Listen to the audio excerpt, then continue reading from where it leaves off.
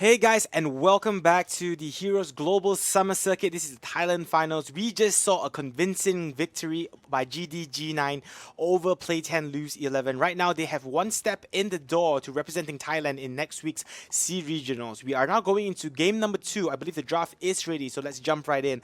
Play10 are behind right now, and the map is going to be Garden of Terror. I believe this is the first time I'm casting this map throughout the entire circuit. I have not casted Towers of Doom or Garden of Terror.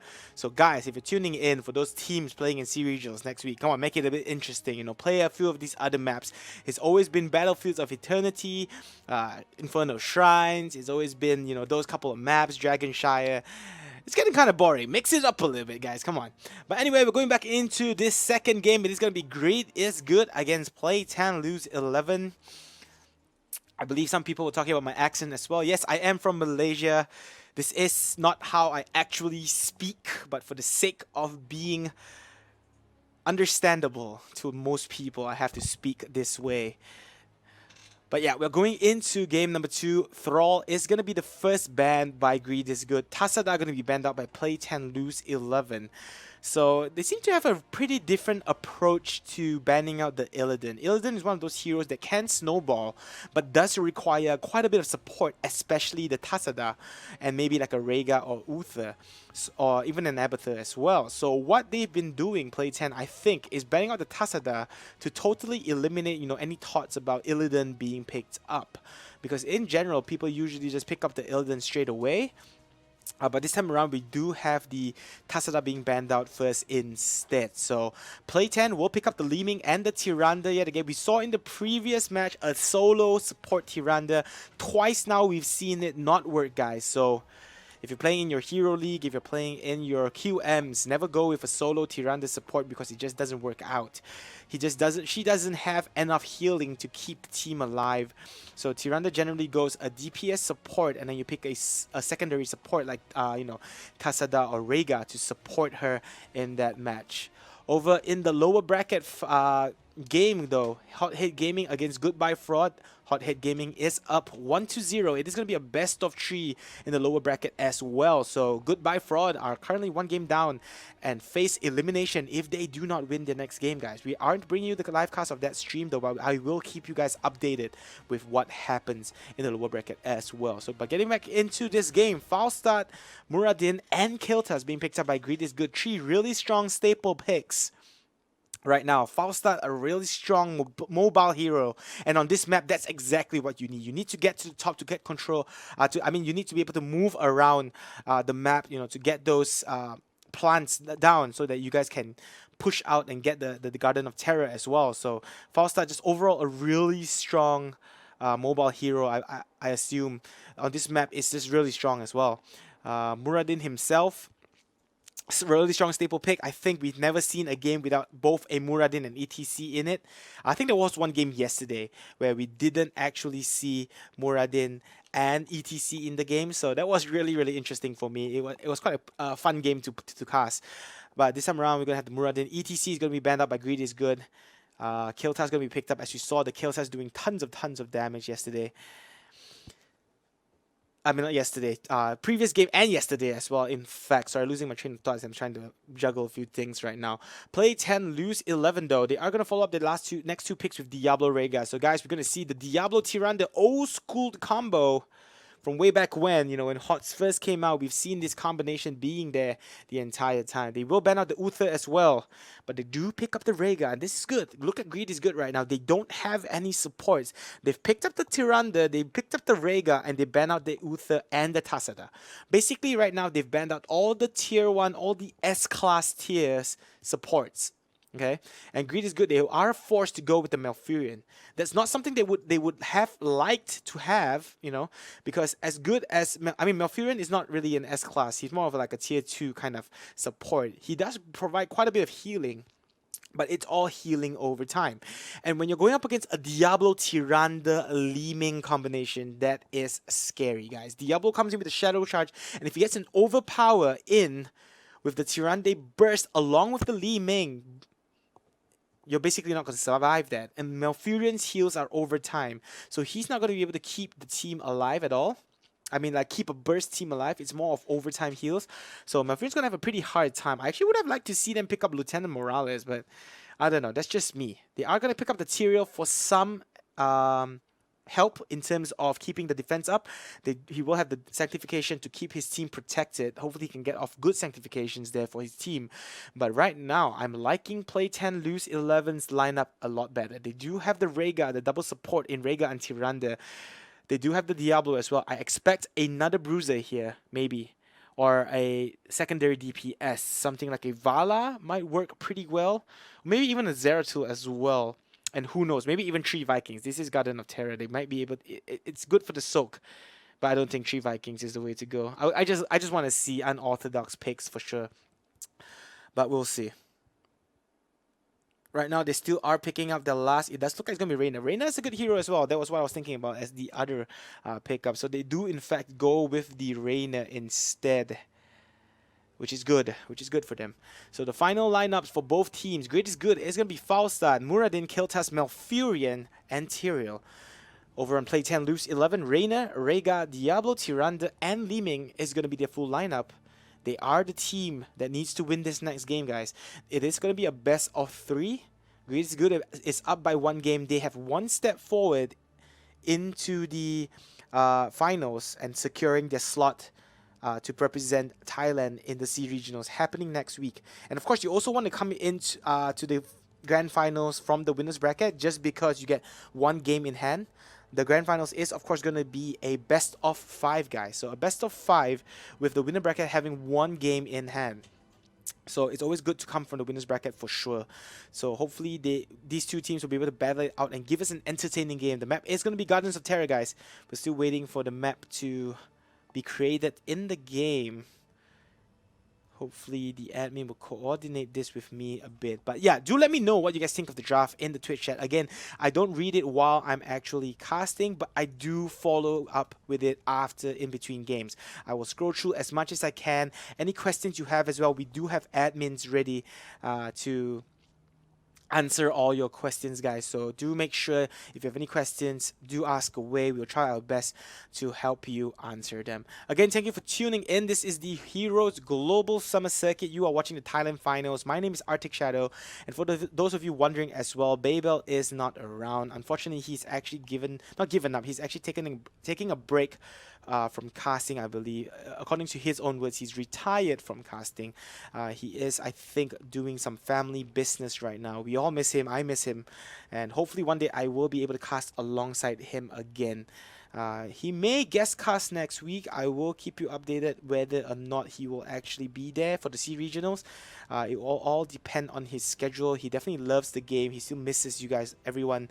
So hopefully we will have Babel. Shout out to Babel, man. Shout out to Babel for all the times he's brought us great casts. Hopefully I'll be able to fill those big shoes. But again, thank you for tuning in. For those of you who've been since this morning, thank you for tuning in. Thank you for supporting us on this live stream. You are tuning into the Thailand finals of the Heroes Global Summer Circuit. We've had a huge amount of hot action over the last 3 days, guys. On Friday, we started it off with the last week of the SG Pro League, where Resurgence and Relics took on each other for the first and second seeding, with Resurgence ultimately coming on top, not dropping a single game throughout the entire league series. Yesterday, we had the Philippines finals, where Renovacio took it really well as well. They didn't drop a single game themselves throughout the entire Philippines qualifiers. They did not lose a single game. So Renovacio 2 was the other qualified team, also known as the Resistance. Unfortunately for them, they weren't able to resist the loss that they suffered from Renovacio 1. So both these 2 teams have been showing these 2 teams have a history together. I'm coming to the point that Resurgence and Renovacio met in last circuit's C regionals, and Renovacio took it off Resurgence, which was a huge shock to many people. The reason why is because Resurgence were the favorites at the time, so they did not expect Renovacio to just suddenly come up so strong. And this time around, we've actually heard rumors that Renovacio has been scrimming against Korean teams in the Korean servers and training there. So not many people know what they're actually doing and some of their strats. So will they be able to retain their C regional championship title, or will Resurgence look to reclaim it? as they are still pretty strong this season? Or will one of these Thai teams or Malaysia, one of the underdogs, rise up to the challenge and snatch it away from them? That is the question. Over in the Malaysian finals that happened last Saturday, I think, last Saturday, we were able to find the two Malaysian representatives in Black Sheep 5 and Sabun Gaming. Sabun in Malaysia essentially means soap, so soap gaming. So if you guys want to be cleaned, go play against Sabun Gaming for sure. Black Sheep 5 only dropped one game throughout the entire series, so most of the top seeded teams right now have had really good showings in their respective countries. Right now, Greedisgood has not dropped a single game. Will they go undefeated the entire tournament? We'll just have to wait and see. I think the Thai teams are a little bit more closely battled between especially Play10 and Greedisgood. Hot Hit Gaming as well, another team that actually is a pretty decent team. So the map is loading up now. We are going into Garden of Terror. We should be entering the map pretty soon, guys. Again, do let us know your predictions. A quick shout out to our sponsors, Razer, our official peripheral sponsor, as well as XSplit, our official streaming partner. Without them, we wouldn't be able to bring these games and these tournaments to you guys. We are ready up in the game. We also have our Twitter shout outs, guys. Quickly head over to your Twitter and tweet at us HGCSEA, okay? HGCSEA. As you can see there, we are giving you what will happen. Go tweet at us, HGCSEA. Give us your shout outs, your ideas, whatever you want to say to us, and we will be featured on stream. So the game is about to start. We have GDG9 on the blue side. Did they switch teams again? Oh, no, it's correct. It's correct. Okay, yeah. So GDG9 is going to be on the blue side. Leona X on the Kiltas. Earl 2 or is going to be on the... Wait, hold on. Yeah, correct, yeah. RYL is going to be in the Marine. I got confused a bit. The names are so hard to remember. I feel like I haven't seen the ERL2 or. I think it's an... Did they sub him in? I don't remember him being in the last game, but yeah. Brizzy is going to be on the Malfurion. Mary Knox is going to be on the Tyrael. Whereas on PTLE, Play10Lose11, Scarecrow is going to be on his Diablo. Rega on the Lilililililile. Freedom on his Reyna. Kitcheruk gonna be on the Tyrande, and bottom, just as we saw that, Li Ming dying and being played by Coupe. So unfortunate for Coupe at the bottom with the Li Ming. Is gonna get taken out by Muradin as well as the Kiltas. Here comes Diablo from the side though. He comes in with a Shadow Charge, but no Overpower to follow up as he only has Tyrande for support there. He has to actually back off, so now Furin is there to keep up with the heals. The blue side is going to achieve that level 2 first, but not too far behind is the red team. Freedom at the middle lane. Reyna, not too sure why he's so afraid of the Tyrael. I think he should be able to push forward a little bit. Bottom lane though, Diablo could be in some trouble himself. Going to get stunned out. Root not going to connect just yet. Diablo trying to be kept alive here, but a solo Tyrande, but he's probably not going to be able to survive there, as Malfurion will auto-attack him down. Kitcheruk as well, dropping so low. Here comes the Flame Strike, here comes the Tornado, and he goes down. Nice 2-kill pick off on Diablo and Tyrande. It doesn't seem to be working out for them so far, Play10. As now GDG9 starts to work on getting those seeds. Does look like they should be able to pick up a couple of those small camps pretty easily. Top lane, we do see Reyna and Rega making their way towards that area as well. Falstad is going to probably try and stop them. Hammerhand going to be thrown out, but just as harassed. Here come the blue side though. RYL gonna, with the Muradin, gonna find Rega.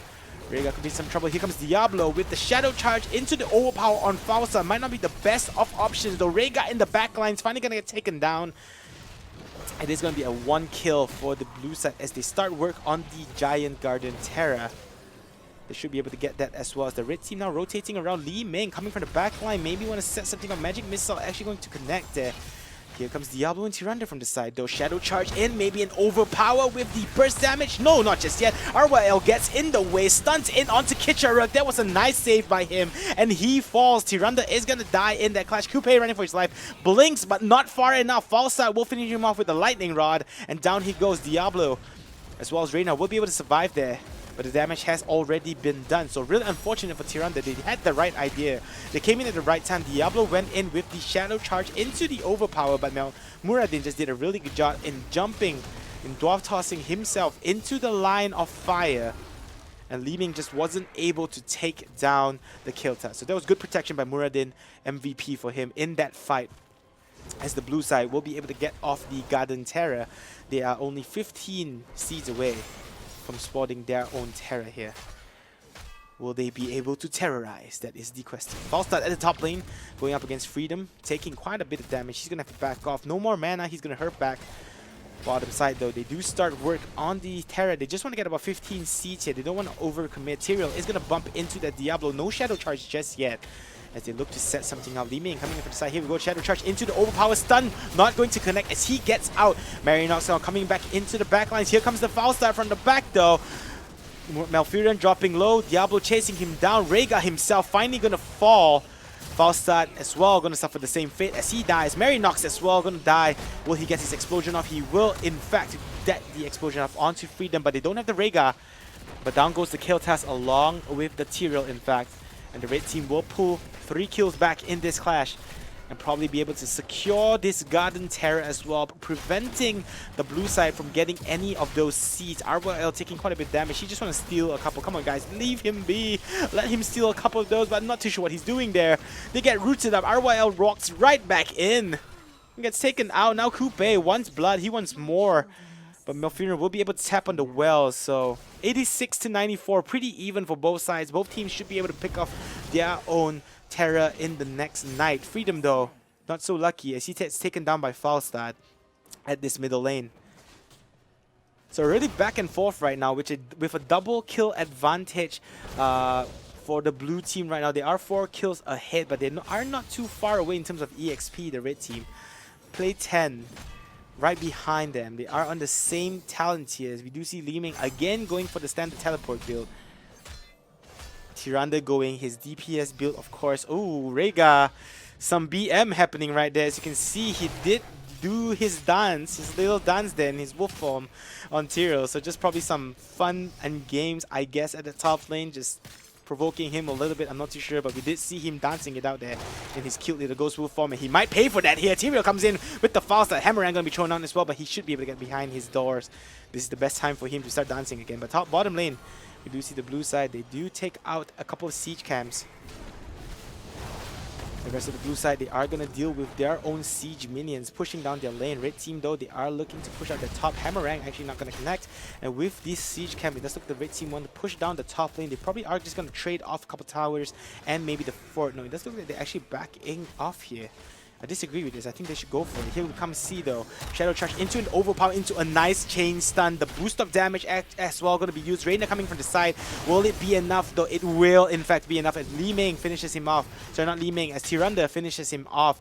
Down goes the Tyrael. Li Ming at the bottom lane trying to stop the push of the blue team. So they do pick up a consolation kill at the middle lane to try and pull themselves back in. Here we see Diablo, though, in with the Shadow Charge, but out with the Muradin Stormbolt as he gets stunned. And in turn, they want to turn things around here. Diablo dropping to about 25% HP. He's going to have to back off. With a couple of heals, he should be right back up there. Rhaegar at the middle lane, going heads up against that Malfurion.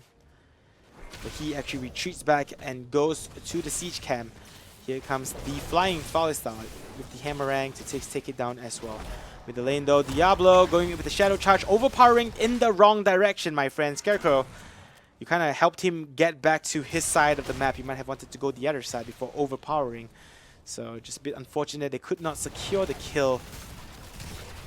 As now again they retreat back into, oops, sorry, as they retreat back into the siege camps to pick up a couple of siege minions. So the game is slowing down a little bit, as with the previous round. We did see after a bunch of action going on, we do see the knight about to spawn again in 30 seconds. Let's take a quick look at those talent tiers while we have a breeder. Malfurion with the Tranquility. Avatar going to be picked up by Muradin. Kiltas going to pick up the Phoenix. Mighty Gus on the Falstad, as well as Sanctification on the Tyrael. Pretty standard picks in terms of those ultis. And even the talent tier so far, Malfurion going the huge healing wave type. I think that's pretty fine. Kiltas actually going the Netherwind build. Teleport build on the on the Li Ming with the Wave of Force. Rhaegar with the Ancestral Healing. Apocalypse on the Diablo. Hyperion on the Reyna. And Tyrande going to Starfall, which is definitely expected there of them. So both sides just trading off the terrors. They both will have their Garden Terrors growing, of course. Both sides will be ready. Who will pick them up, though? That is the question. We do see Marinox picking up his own Terra. Who's going to head back to pick up the red one? That is the question. They does look like they're finishing off the Garden of Terror. So this is when the next fight is probably going to happen. The blue side still finishing the other one off at the bottom lane. Will the red team get there in time to stop this out? Or maybe steal a couple of those seeds? I don't think so. It does look like Kitcharuk on the Tyrande will be taking... Kitcharak, sorry. Will be taking the Terror for his team. Bottom lane now getting pushed up by that plant. Marinox. Scarecrow could be in some trouble himself, taking quite a bit of damage. Living Bomb gonna pop up on him. Here comes the foul start. Nice Mighty Gust to secure the kill just before he dies. He is gonna use the Apocalypse though, but he's not gonna connect on anyone. Polymorph now onto the Freedom. Ancestral Healing is gonna be used to keep him alive as well, as they can't afford to lose another. Diablo with his souls collected will pop right back up, so he's very much back into this clash here. But they need to defend this. They are going to lose the bottom sets of forts, but it does look like the blue team will lose the top ones too. Kitcharak is at the top. They don't have this support available. They do have the Rhaegar there though. Marinox now pushing down. Polymorph again onto Coupe. He will have to teleport to blink out of there, not to get caught off position. Now the plant is going to be laid down. The red team can't actually deal with this because they can't move out. Blue side, they are pushing in right now, trying to set something up. I think they're going to be okay with just taking down these towers though. I don't think they can actually go for the keep here. They will themselves lose the upper fort. Still 20 seconds on the red Garden of Terror, so it's definitely taking a lot less damage. Marinox finally going to finish his thing. I mean his Garden of Terror timer. And he should be fine. So the red team, they are going to take down the top towers themselves. So pretty much even trade. Bottom lane though, Scarecrow could be in some trouble, dropping really, really low. He will be kept alive by that Rhaegar. No Ancestral Healing to pop him right back up, but he should be fine. Tyrande has to be careful in his pathing here not to get caught. He will be able to back off into behind his gates, and he will be fine. Falstad will fly back to his territory to defend it, as again the game is about to slow down with both teams just heading back towards their camps and picking up on some siege minions to help with the push and the EXP. Both teams do have enough of those seeds ready for the next night as well to get the next Terror. So still neck and neck between these two teams. Again, if you're just tuning in, the Heroes Global Summer Circuit happening right now. This is the Thailand finals.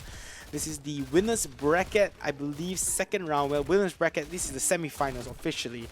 GDG9 are one game ahead, have one step in the door to securing their spot in the C regionals. In goes Scarecrow, playing it really ballsy. Root gonna connect onto Kitcharak. Apocalypse gonna be used, but not connecting on anyone aside from the Falstad, who gets a nice Mighty Gust off to help them disengage. Here comes Marinox from the side. No Sanctification just used yet. Diablo though, he's gonna probably fall here. He's being kept alive. No Ancestral Healing. That's not able. No, it's not able to get him back up. Now the red team are in full retreat mode. Kitcharak dropping solo. Here comes Killtas from the back. Marinox is gonna have to back off. Falstad flies into the enemy backline. Wants to take down Lily. Down goes Freedom. Down goes Kitcharak as well. Now Falstad having to barrel away. Rhaegar running for the rest of his life, but he will not survive that either. Li Ming on the Coupe will be the sole survivor of PTLE. And it all started from Diablo just going ham. Not too sure why he went all the way in by himself there. Indirectly throwing that clash for sure. He was just so far ahead. His team wasn't available to provide him with the support there. We do have a replay available. Let's check out what happened. As you can see from this fight, Diablo went ahead too far. The Ancestral Healing was propped up on him, but unable to keep him alive. He died too fast. Kitcharak in the background, you know, getting chased down. Rhaegar trying to keep him alive, but just Killtas coming in the right time. Down goes Kitcharak, down goes Freedom as well. He's not going to survive that, as Coupe will be able to blink himself out of there. Falstad almost paid for it with his life, but Rhaegar with the wolf form was still not able to get away. He got taken down. Next Knight is going to spawn right back up. It does look like the blue team will have their Terror ready. The red team as well will have their own ready too. They are still not out of this game just yet, even though they are a talent tier behind right now. This might not be the best time to fight this. Now with a Stormbolt in onto Li Ming, Diablo is there to shadow charge him away as well. Now with the Mighty Gust flying in the backlines, Diablo could be in some trouble. Phoenix going to be used to zone him out a little bit and do quite a bit of damage. Hyperion used. Avatar going to come out here onto the Muradin. Apocalypse going to connect on Tree. There was a well-placed Apocalypse there. Polymorph in onto the Diablo, so he's going to fall. Not enough souls to pop him right back up, as he's going to take a 30-second respawn timer. Kitcharak now running away for his life with the Terror pushing down. This could be some trouble for them. They need to defend this. They could easily end this game right here, right now, if they are able to take down another hero. Freedom trying to do his best to kill off that Garden of Terror, but the Garden of Terror for the red team is gonna spawn up themselves, and they will be able to successfully defend this for now. But the blue team is gonna back off into their jungle and maybe stop this. Kitcharak wants blood. He's gonna throw out the Polymorph Seed, but no, it will not be able to connect it. RYL just wasting their time right now. Kitcharak, you might want to go for the offensive a little bit. Rega is following him, so is Coupe. They are gonna run into him. Diablo is now available and alive.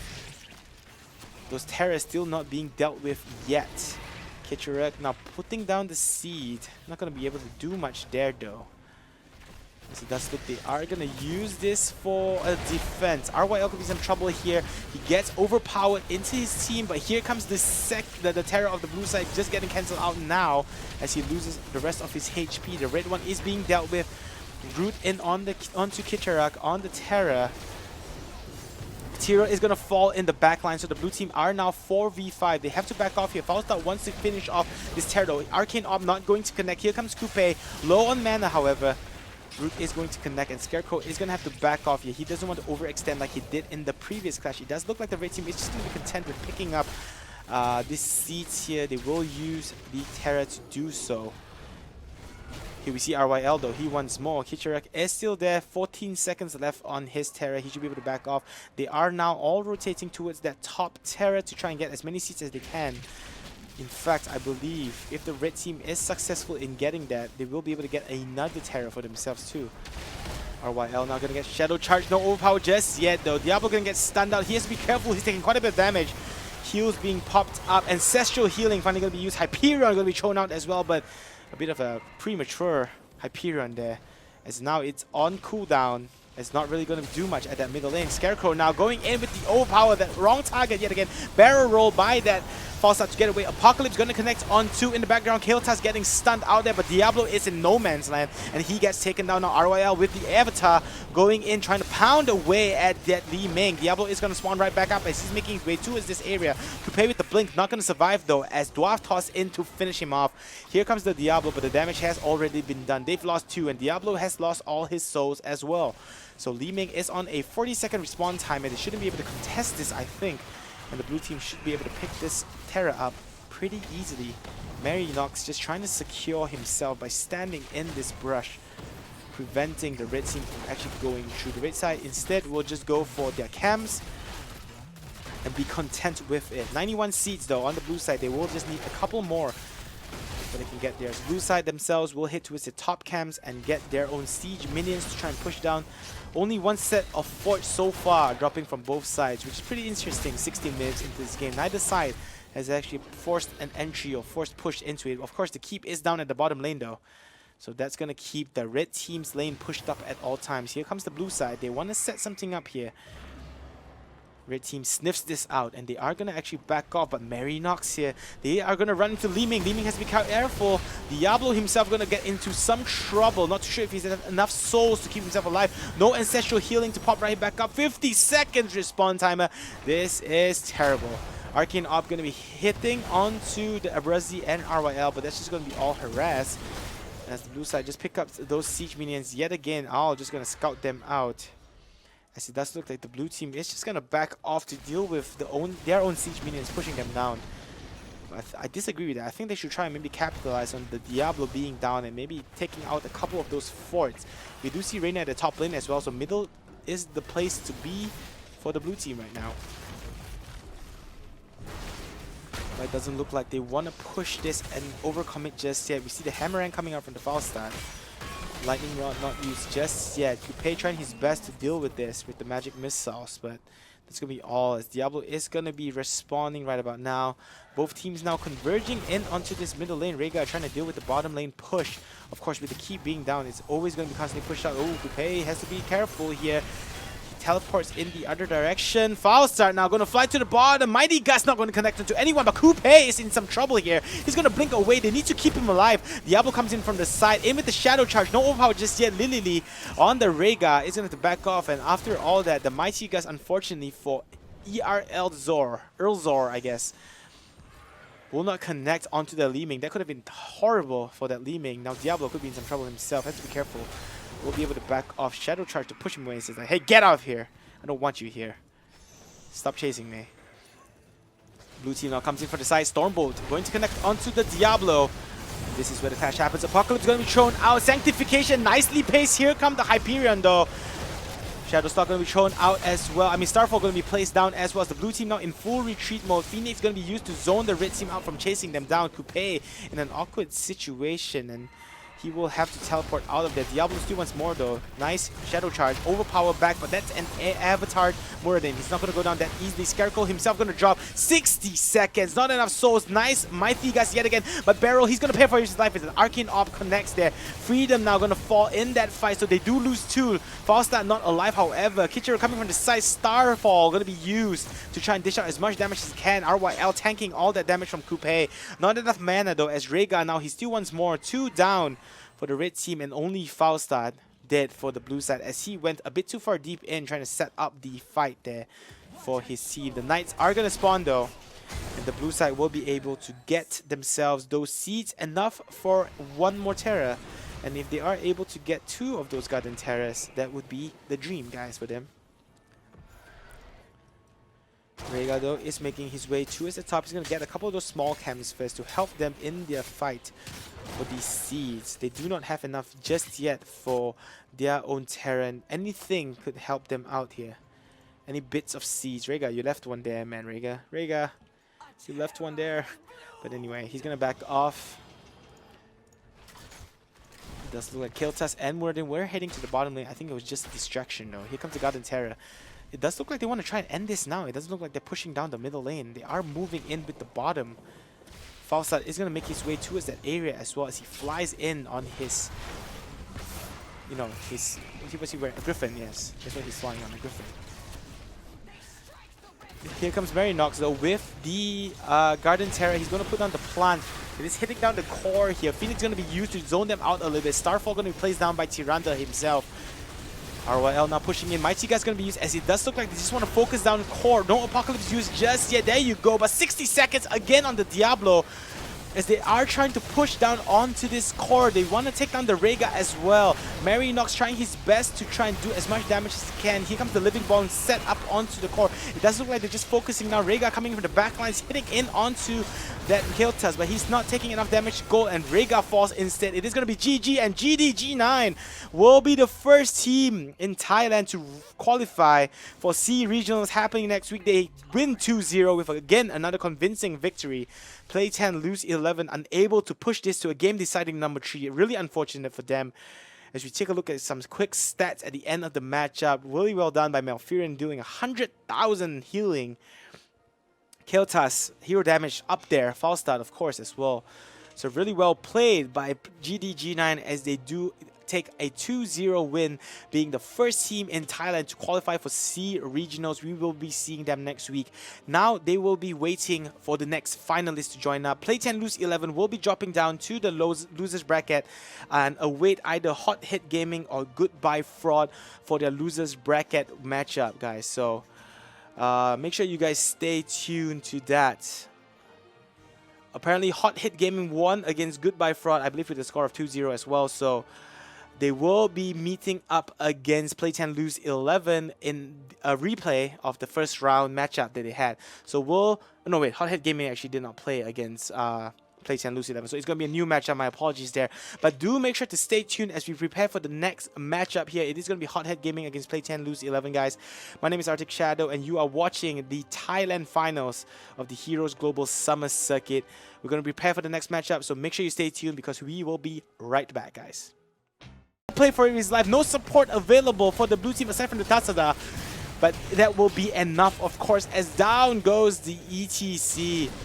Peiji probably going to fall here as he tries to finish off Tasada, but the dimensional shift will keep him alive. Tyrande making his way towards